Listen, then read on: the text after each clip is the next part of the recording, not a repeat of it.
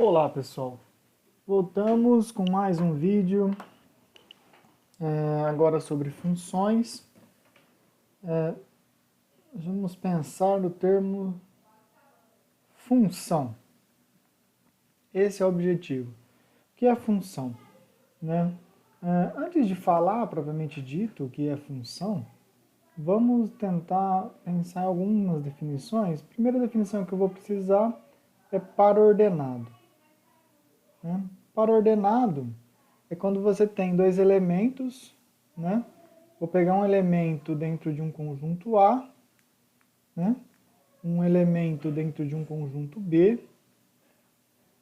né? Poderia pegar dentro do próprio A, mas eu estou pegando de outro conjunto B, e eu construo, né, esse elemento A e esse elemento B se relaciona de forma única com um parzinho AB. Isso é chamado par ordenado. Né, então o A e o B se relacionam de maneira única. O termo ordenado significa que tem uma ordem, né, o A no caso aqui como o primeiro elemento e o B como o segundo elemento, e essa ordem nos diz que, por exemplo, se eu tiver um outro par composto pelos mesmos elementos, este par BA é diferente, né, embora composto pelos mesmos elementos, o par ordenado BA é diferente. Então, eu tenho dado dois elementos, A e B, eu formo aí o par AB. Né? Esse A e B se relacionam de maneira única com este par ordenado AB. Essa é a noção de par ordenado. A primeira observação é que par ordenado é diferente de conjunto, por exemplo. Se eu tivesse um conjunto, um par, né, um conjunto binário com dois elementos aí, se eu tivesse um conjunto A com o A e o B, e o conjunto B com B e o A, no caso de conjuntos, o conjunto A é igual ao conjunto B. Isso é a notação de conjunto. Então a ordem, no caso do conjunto, não muda os elementos que o compõem. Né? Mas para par ordenado, o próprio nome já diz, existe uma ordem. Então, a notação de par ordenado é realizada entre parênteses, né? O A e o B. O A é o primeiro elemento, o B é o segundo elemento. Então, aí definimos a ideia básica de par ordenado. Próxima ideia que a gente vai definir é a ideia de produto cartesiano. Eu tenho um conjunto A formado pelos elementos A, B e C. Eu tenho um conjunto B formado por elementos alfa e ômega. Certo? Como que se define o produto cartesiano de A e B? O produto cartesiano é um novo conjunto formado pelos pares ordenados cujo primeiro elemento vem de A e o segundo elemento vem de B. Todos os pares possíveis. Né? Então você tem lá o A com alfa, é um par possível. O A com ômega. Por sua vez, o B com alfa. O B com ômega. O C com alfa. E o C com ômega. Você tem o produto cartesiano definido. Então, isso aí é o produto cartesiano de dois conjuntos A e B. Então, produto cartesiano, os elementos que compõem o produto cartesiano são pares ordenados. Pares ordenados. Isso significa, por exemplo, que o produto cartesiano B com A, ele vai gerar outro conjunto. Ele vai gerar outro conjunto. Ele vai gerar o alfa e o A, que vale ressaltar, não é igual o A e o alfa, não é igual, esses primeiros elementos aqui que eu estou trabalhando. O produto cartesiano B, cartesiano A, diz que os primeiros elementos vêm do B e o segundo elemento vem do A. O primeiro elemento de cada par vem do B e o segundo elemento de cada par vem do A. Então você tem aí alfa e A, alfa e B, alfa e C, ok? E aí depois vem ômega e A, ômega e B ômega e C. Esse é o produto cartesiano B cartesiano A. Produto B cartesiano A é esse produto aí. Muito bem. Definido o que é produto cartesiano, definido para ordenado produto cartesiano, eu posso pensar no que a gente chama de relação. O que é uma relação binária? Relação binária é quando você relaciona dois conjuntos, né? Vou pegar o mesmo exemplo ali. Eu tenho aqui um conjunto A, eu vou usar os diagramas de Venn para representar. Então você tem um conjunto A, que dentro desse conjunto tem um A, o B e o C.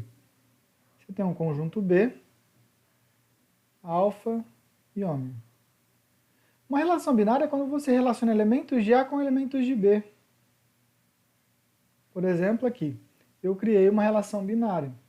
A relação binária que eu criei, ela é composta pelos seguintes pares ordenados: A, alfa,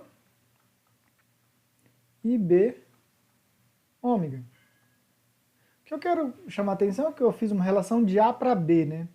Eu fiz uma relação binária de A para B, onde o A, o conjunto A, foi para mim o conjunto de partida e o B o conjunto de chegada, né? Eu estabeleci uma relação entre esses dois caras. Uma relação binária, basicamente, né, ela é um subconjunto do produto cartesiano. Por exemplo, uma relação binária de A para B é um subconjunto do produto A cartesiano B, né? Ou seja, é uma parte ali, alguns pares ordenados do produto cartesiano. Isso é uma relação binária. Tá, agora que a gente definiu par ordenado, produto cartesiano e relação binária, a gente pode definir função. Porque o que é uma função? Função é um subconjunto de uma relação binária. Ou, melhor dizendo, é uma relação binária, né, com algumas regras específicas, umas regras um pouco mais rígidas, né? Então, como a gente define função? Eu vou definir essa função do seguinte modo.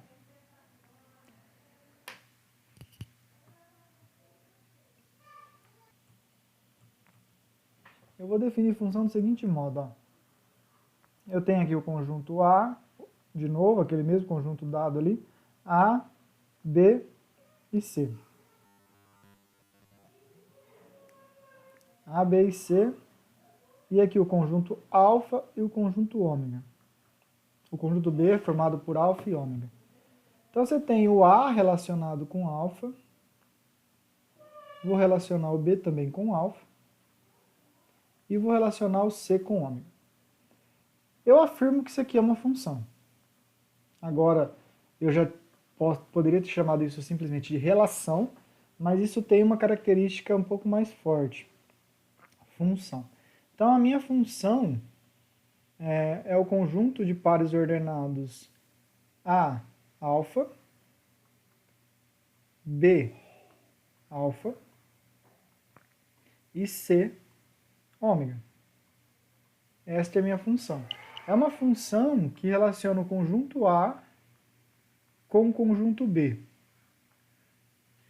Esta relação, esse A é o conjunto de partida da minha função,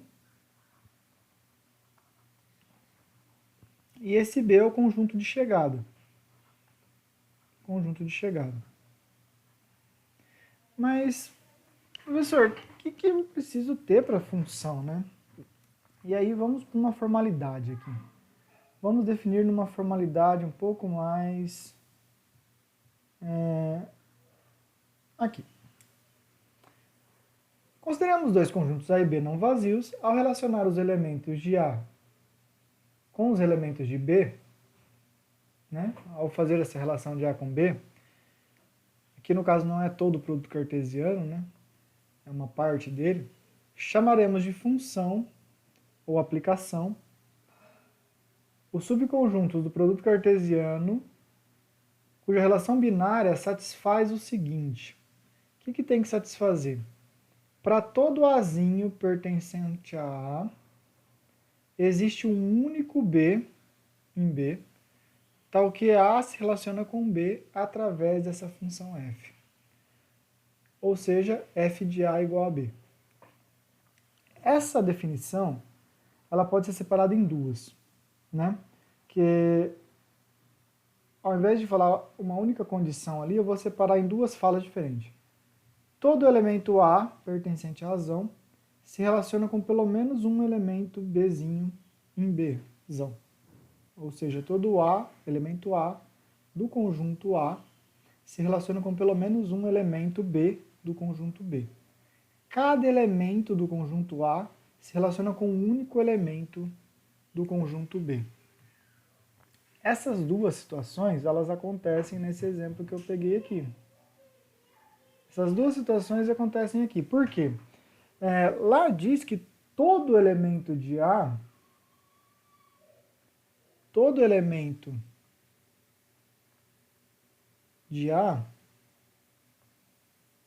no caso do conjunto A, no conjunto A eu poderia falar no conjunto de partida, está relacionado, né?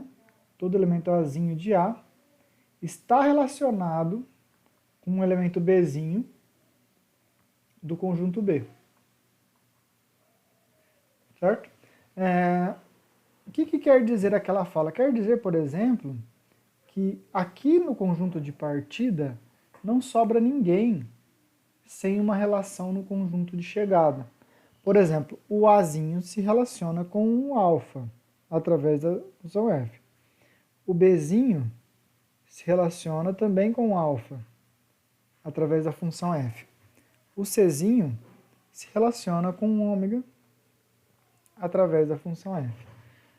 Essa notação que eu estou usando aqui, de relação, ela pode ser trocada pela seguinte expressão, pela expressão f de A. Né? A função aplicada no ponto A, ela vai ser elevada ao alfa, função aplicada em B também vai ser elevada em alfa, né? E a função aplicada em C será elevada em ômega.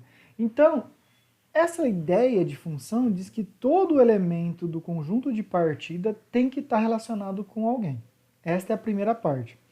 A segunda parte diz que essa relação do conjunto de partida, um elemento do conjunto de partida, está relacionado somente a um elemento no conjunto de chegada. Por exemplo, se o A também se relacionasse com o ômega, não só com o alfa, mas também com o ômega, isso aqui não era mais função. Isso aqui seria apenas uma relação. Deixa de ser função, porque aí o que você tem? Você tem que o elemento A, ele está relacionado com o alfa, mas o A também está relacionado com o ômega. E a nossa definição diz que esta relação deve ser única. Logo, isso aqui não pode acontecer. Se você tiver uma relação dessa com um elemento do conjunto de partida se ligando a dois elementos do conjunto de chegada distintos, esta relação não é mais uma função. Você pode até estar se questionando que o alfa, por exemplo, ele está relacionado com dois elementos do conjunto de partida. Mas as definições dadas, todas as duas definições dadas, elas fazem referência ao conjunto de partida. Né? Ó, todo elemento Azinho do conjunto A se relaciona com pelo menos um elemento do conjunto B. Cada elemento Azinho do conjunto A se relaciona com um único elemento do conjunto B. Ou seja, essas relações, relações para que se sejam funções, a gente estabelece critérios para o conjunto de partida, de onde esta função parte. Aqui, por exemplo, esses 4 diagramas aqui, ó. Esses 4 diagramas. Você tem 4 diagramas e eu disse que, por exemplo, o primeiro é a função. Por quê? Porque o conjunto de partida, uma função aqui pega do conjunto A ao conjunto B, esta esta é a relação que eu estou criando em cada um dos casos, no conjunto A, todo elemento do A está relacionado com alguém. Primeiro ponto. Em outras palavras, não sobra ninguém no conjunto A, conjunto de partida. Segundo ponto, ninguém do conjunto de partida está relacionado com mais de um elemento no conjunto de chegada, né?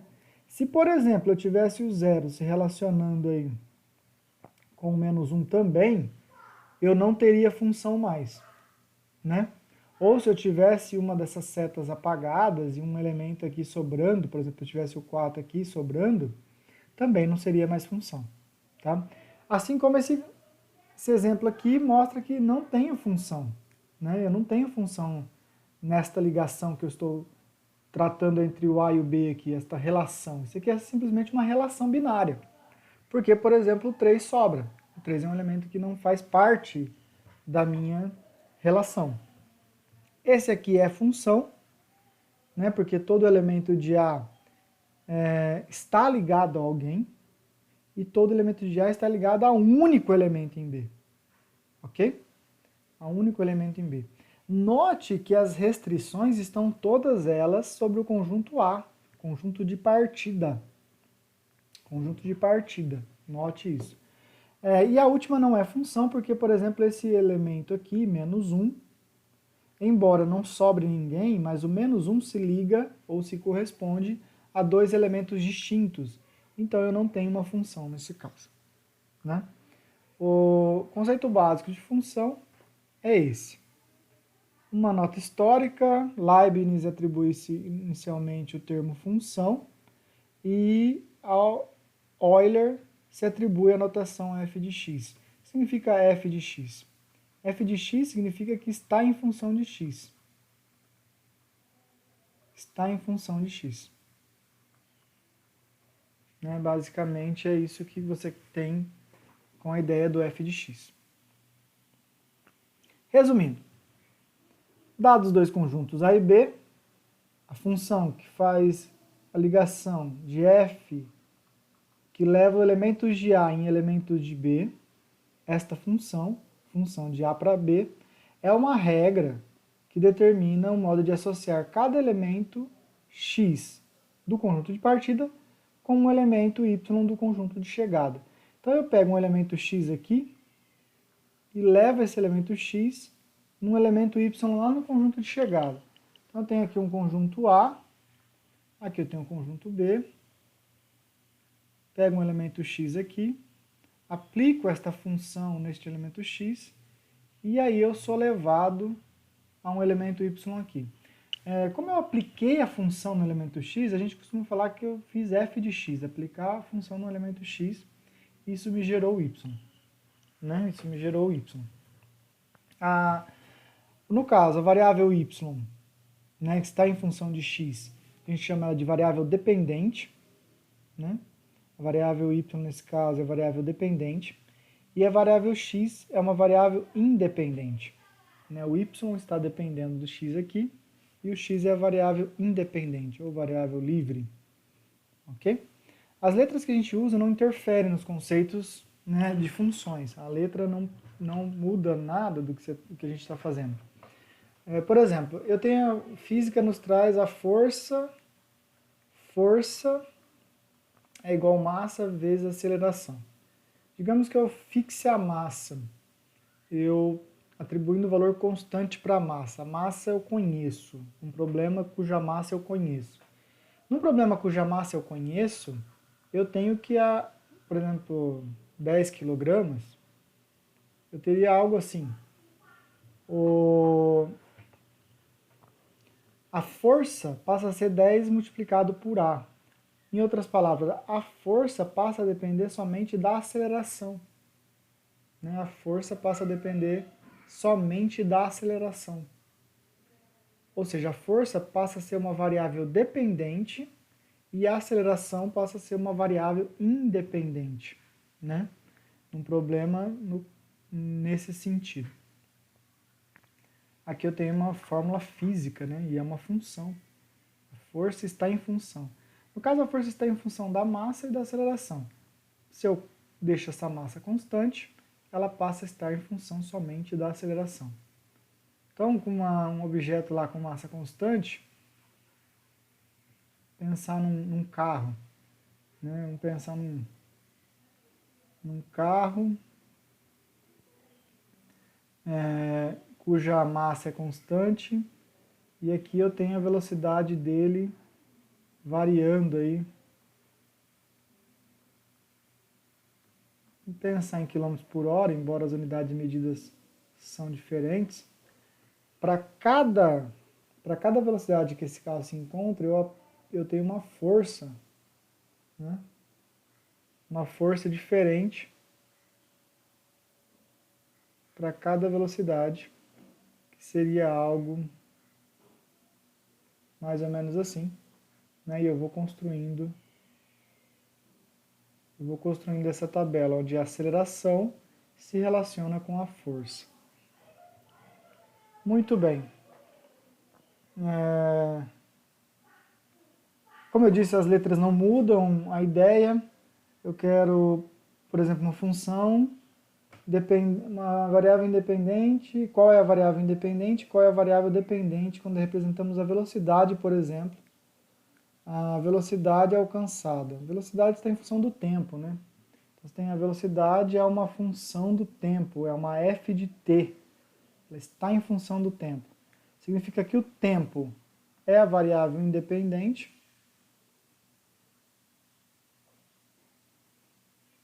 e o v é a variável dependente. Então, não importa a letra que eu usar, o contexto é mais importante, entender o que está acontecendo aí, né? Uma observação sobre essas perguntas, respondam qual é a diferença aqui. Qual é a diferença de falar A igual a f de B e falar B igual a f de A, né? Primeiro, a diferença é que as variáveis dependente e independente mudam de um problema para outro. Aqui, a variável dependente é, no caso, o A. E ele depende do B. Está em função de B. Nesse caso, muda. A variável dependente é o B e a variável independente é o A. Ele está em função de A. As tabelas ajudam muito também, assim como os diagramas, a gente vislumbrar essa ideia de funções. Por exemplo, eu tenho lá o número de litros de álcool e o preço a pagar, etanol no caso, né? Um etanol, e o preço a pagar no posto de gasolina. Digamos que o etanol tenha valor tabelado aí de R$ 2,70. Então, se eu consumir 1 litro, pedir para eu colocar 1 litro no meu tanque, eu vou pagar R$ 2,70, 2 litros R$ 5,40, 3, 4, 40, né? O que está acontecendo aí? Está acontecendo que para cada quantidade, e aí eu tenho o número de litros, eu tenho quantidades estabelecidas, né? Isso aí é a quantidade, eu tenho uma relação com o preço a pagar, com o preço, com o valor a ser pago. Acontece que esta relação no posto de gasolina não acontece bem desse jeito, né? Esse aqui é um exemplo para a gente pensar, porque normalmente a gente tem uma relação diferente no posto de gasolina. A gente relaciona o preço com a quantidade de litros. Por quê? Porque você não costuma chegar num posto de combustível e falar, põe 10 litros para mim no tanque. Você costuma, por exemplo, falar, põe R$10 no tanque. Né? Então aí você tem uma pequena diferença dessa tabela que eu criei aqui. Essa tabela colocada aqui no nosso exemplo. Então você tem um consumo de 1 litro, você vai pagar R$ 2,70. 2 litros, você vai pagar R$ 5,40 e assim por diante. O que acontece? Esta tabela tem uma lei de criação. Ela tem uma regra que estabelece para cada valor de litros que eu colocar, eu tenho um preço a pagar. Chamando o número de litros de X, né, e o preço a pagar de P, o preço a pagar é sempre 2,70 vezes a quantidade de litros que eu coloquei. Esta é a regra da função. Regra ou lei. Ou lei que define a minha função aí. Então eu tenho uma regra ou uma lei que determina esta função. Sempre eu consigo regras e leis para as funções? Nem sempre. A matemática tenta ajustar isso, dar uma cara algébrica, né, para as funções, mas nem sempre é possível. A gente às vezes faz algumas aproximações e toda vez que a gente aproxima alguma coisa comete-se um erro, né, um erro sobre o fato. Uma observação que aqui eu coloquei somente dentro do número de litros elementos dos números naturais. Não preciso, eu posso trabalhar muito bem com os números, né, racionais, que eu posso pedir, por exemplo, em 1,5 litro, quanto que eu vou pagar? Né? Quanto que eu vou pagar em 1,5 litro? Não tem problema, 1,5 litro está dentro das condições de eu resolver minha função aí, seria basicamente fazer esta conta, 1,5 litro. Então eu coloquei na tabela, a tabela tem números inteiros, naturais no caso, não precisava, eu poderia ter trabalhado com números racionais. Observação sobre essa tabela, como ela, a cada litro que você coloca aqui, a cada unidade que você salta aqui, há um salto de 2,70 acontecendo na outra coluna. Cada unidade acrescida aqui se acrescenta 2,70 na outra coluna. Ou seja, à medida que esta cresce uma unidade, essa cresce 2,70.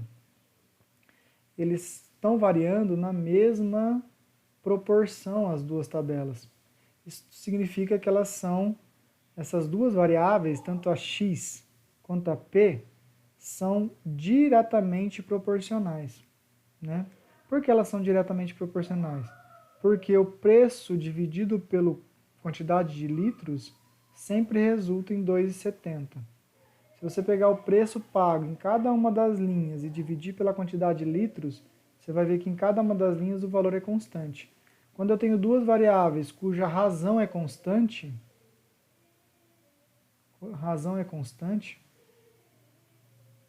a gente diz que essas variáveis são diretamente proporcionais. Eu tenho mais um exemplo aqui que fala sobre o quadrado e o perímetro. Eu tenho um terceiro exemplo sobre os passageiros, um ônibus fretado. O frete custa R$ 1.800, né? Se você tiver nesse ônibus um único passageiro, ele vai ter que pagar os R$ 1.800. Se tiver 2 passageiros, cada um vai pagar 900. E aí vem a tabela, 4 passageiros, 450, 12 passageiros, 150, até se preencher os lugares, 40 passageiros, R$ 45 cada um dos passageiros, né? Porque você tem um fretamento no qual você rateia a despesa igualmente entre os participantes. Esta função relaciona, né? Relaciona o número de pessoas com um valor a ser pago.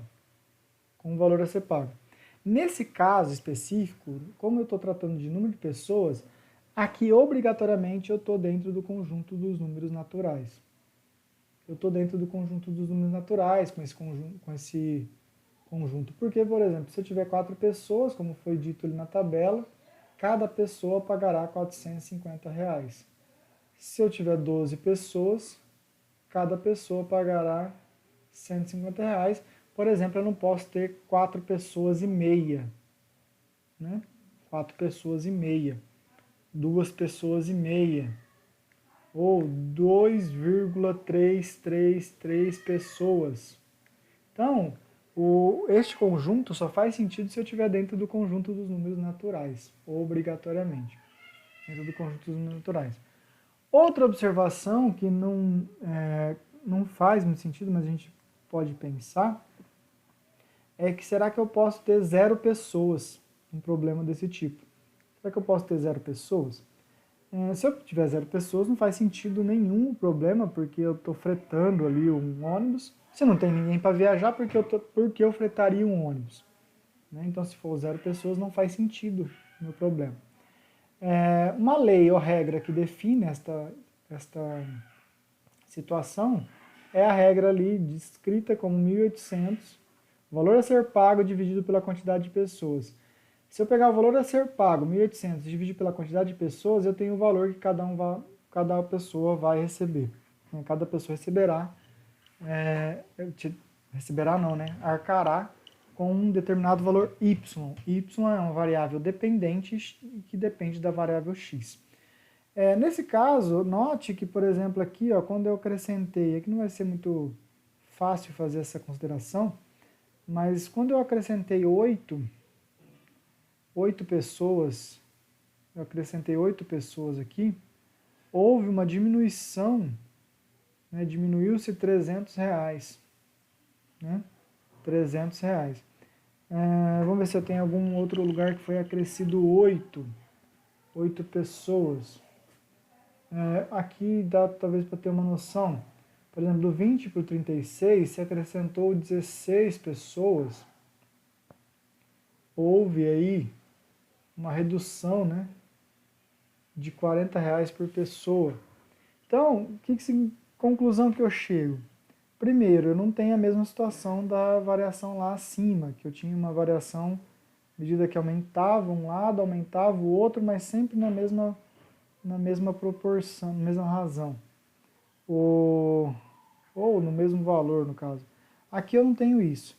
Porque aqui eu tenho que, curiosamente, o produto das linhas sempre gera o valor do rateio, o valor do ônibus, o valor do fretamento. Se eu multiplicar 4 vezes 450, eu pago o ônibus. 12 vezes 150, eu pago o ônibus. 15 vezes 120, eu pago o ônibus. Em outras palavras, o produto entre essas duas variáveis, tanto a dependente quanto a independente, o produto é constante. Quando o produto é constante, nós dizemos que isso é inversamente proporcional. Nós temos grandezas inversamente proporcionais.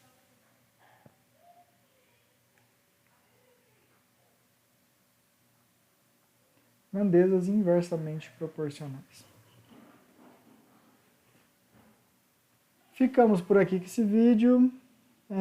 Só quero chamar apenas atenção a um ponto sobre quando eu tenho uma lei, eu vou inventar uma lei de formação. A minha lei de formação é uma lei 2x menos 1. Né? Se eu pensar nos naturais como sendo 1, 2, 3 e assim por diante, e aplicar esta lei, cujo domínio seja esse conjunto específico, 1, 2, 3 e assim por diante, eu vou obter um segundo conjunto aqui, que é o conjunto dos números ímpares. Se eu aplicar esta lei que eu estou definindo aqui.